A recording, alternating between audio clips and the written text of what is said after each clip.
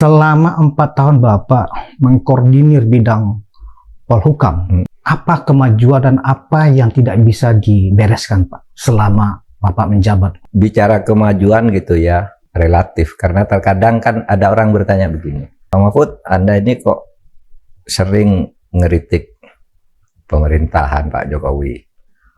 Terus Anda pernah jadi menterinya, apa yang sudah Anda lakukan di Polhukam? Kan gitu kan.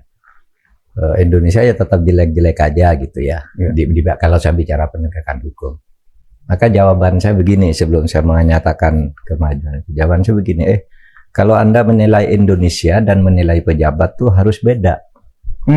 Kalau saya ngeritik Indonesia jelek tuh Indonesia secara umum. Kalau pejabat itu bisa beda-beda setiap orang. Seperti Anda bicara, siapa sih tokoh pemberantas korupsi yang paling sederhana? Muhammad Hatta, ya kan? Tapi apakah Anda mau mengatakan Muhammad Hatta gagal karena ketika Muhammad Hatta menjadi wapres sampai selesai korupsi masih banyak? Ya kan? Siapa tokoh pendidikan yang bagus? Bisa jadi contoh Malik Fajar misalnya kan, bagus tuh orangnya, sederhana ini.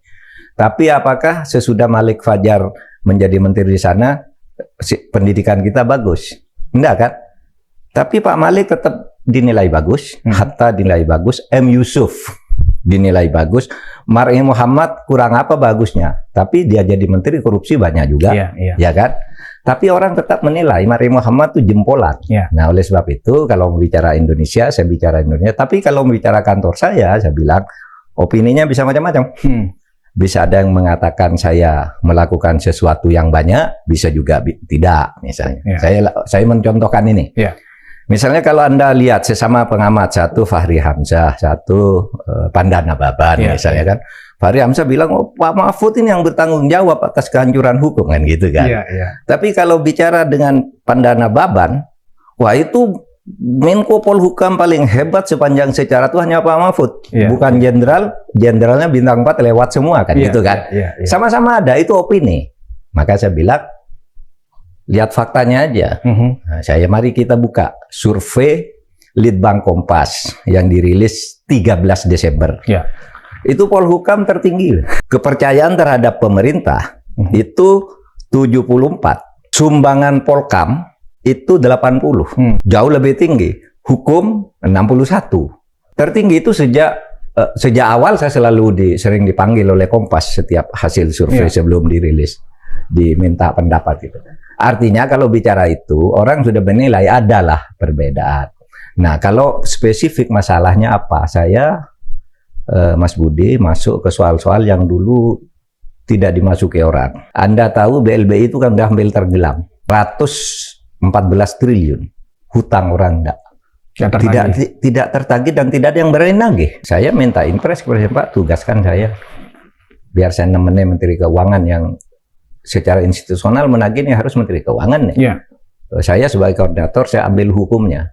Hanya 2,5 tahun saya kerja itu sudah terkumpul 32 triliun balik. Dan sekarang terdaftar semua, sisanya yang siap ditagih. Nah itu saya masuki. Persoalan hukum saya masuk ke teknis. Seperti soal kasus Sambo misalnya. Itu kan saya sependapat dengan pendapat umum, itu kasus sudah hampir hilang kalau saya tidak turun. Betul, kalau itu betul kan? Pak. Kalau kasus Sambo betul sekali. Iya kan, hilang kan. Kalau nggak Mahfud intervensi di media sosial waktu itu. Media sosial DPR aja marah ke saya karena saya bilang Sambo itu nggak benar tuh, harus diselidiki. DPR marah semua. Apa itu kok menteri koordinator jadi menteri koordinator gitu Pak? Iya, nggak apa-apa saya bilang. Pokoknya ini harus dibuka. Saya masuk, saya kawal sampai akhirnya Sambo mengaku sampai ke vonisnya. Saya kawal agar hakimnya tidak diteror, gitu. Nah itu saya buka. Dulu nggak ada yang Menko mengatakan Menko nggak punya wewenang ngurusi teknis begitu. Tapi kebetulan saya Menko kan ketua Kompolnas. Iya kan? Saya panggil Kompolnas. Kompolnas laporannya beda, saya potong salah. Saya ketuanya. Saya bilang gitu kan. Komnas HAM juga udah bilang, nggak ada itu Sambo itu betul, memang pelakunya Eliezer. Saya sudah periksa sendiri itu, kata si Komnas HAM. Nggak ketemu. Begitu Komnas HAM laporan nggak ketemu, saya bilang. Saya kejar terus sampai akhirnya terungkap. Dan kita tahu hasilnya sekarang sudah sampai vonis Sambo itu seumur hidup. Dulu kan vonisnya hukuman mati. Itu lucu juga tuh. Waktu Sambo mau divonis itu ada pesanan nih dari aparat yang seakan-akan menekan hakim. Ya. Pokoknya vonisnya dengan angka, minta ke hakimnya. Pokoknya dengan angka. Jangan dengan huruf. Kalau angka itu 20 tahun ke bawah itu kan bisa diremisi tiap tahun kan. Iya, iya. Kalau dengan huruf mati atau seumur hidup kan ada remisinya. Iya, iya. Wah, hakimnya saya support. Kalau Anda yakin Anda benar, jaksanya tidak nuntut gitu, jaksanya di bawah nuntutnya. Tapi hukuman mati.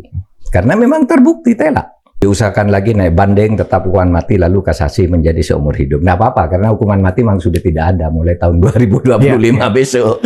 Yang mati pun kan jadi seumur hidup. Ya. Nah, itu saya buka kasus radikalisme. Saya hadapi langsung dengan debat kan. Ayo siapa mau mengganti Pancasila atas nama agama, ayo. Berdebat aja dengan saya bilang. Tapi kalau main kekerasan saya ambil, saya bilang. Saya turun. Kasus pesantren Al Zaitun yang belasan tahun selalu jadi isu politik. Selesai gitu. Dan banyak lagi yang kecil-kecil saya turun juga. Orang diperlakukan sewenang-wenang. Nah, artinya saya tidak hanya sekedar mengkoordinir ya. Ya.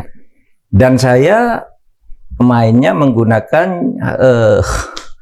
jurusnya Mas Budi, pakai media. Karena saya kan tidak punya teman. Kalau di pejabat kan request semua. Ya. Begitu ada kasus, saya lempar ke media. Kan saya dapat dukungan.